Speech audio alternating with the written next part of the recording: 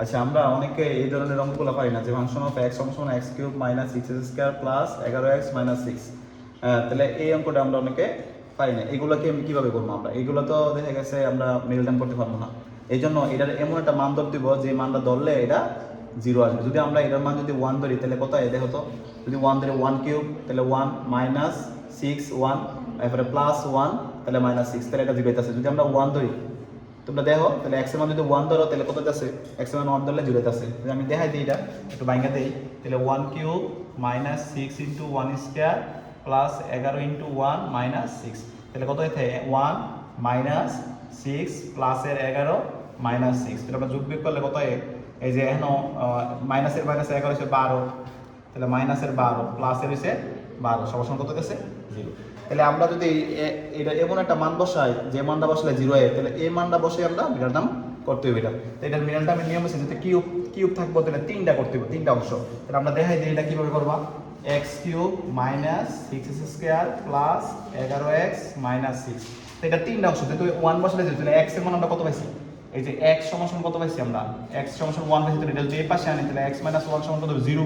তাহলে আমরা x - 1 এর মানটা যদি আমরা তিনবার লিখি তাহলে আমরা এটা মেলাতে পারবো বা উৎপাদকটা করতে পারবো। তাহলে যদি আমরা এক লাইন গ্যাপ দিয়ে লিখতে পারি, নিয়ম পেয়েছি x - 1, তারপরে লিখবা x - 1, তারপরে লিখবা x - 1, এটা আগে লেখা দিবা, এটা টেকনিক। এখন তুমি এখন কত গুণ করলে x কিউব হবে, তুমি যদি x স্কয়ার গুণ করো তাহলে কত হইব x কিউব, তাহলে লিখবা x কিউব, তারপরে মাইনাস দিবা, তাহলে থাকবে কত x স্কয়ার। এন আছে কত সিক্স স্কয়ার, তাহলে কত দূর লাগবে এখন, এখন আরো কত দিলে সিক্স হইব, ফাইভ স্কয়ার দিলে সিক্স হইব, তাহলে ফাইভ স্কয়ার দিতে হবে। তাহলে পাঁচে একে ছয় আছে, তাহলে এখন কত দিব আমি, এখন কত দিব ফাইভ, তাহলে ফাইভ যদি এক্স দিই তাহলে ফাইভ স্কয়ার আছে, তাহলে এখন ফাইভ স্কয়ার মিলছে, তাহলে মাইনাসের প্লাসে minus five square, minus plus কত হইব প্লাস ফাইভ এক্স, কারণ মাইনাস মাইনাসে প্লাস ফাইভ এক্স। তো এখন কত আছে 11x আছে, তাহলে আমার আর কত লাগবে 6x লাগবে, 11 মিলাইতে এলে তাহলে 6x, তাহলে এখন আবার 6 দিয়ে 6 দিতে হইব, তাহলে 6x দেখুন তাহলে 6x প্লাস মাইনাসে মাইনাস 6, এই রেসিপি মিডল টার্ম আমরা করতে পারি। তাহলে এখন x - 1 x - 1 আর x - কমন যাব, এটা একটা মিডল টার্ম।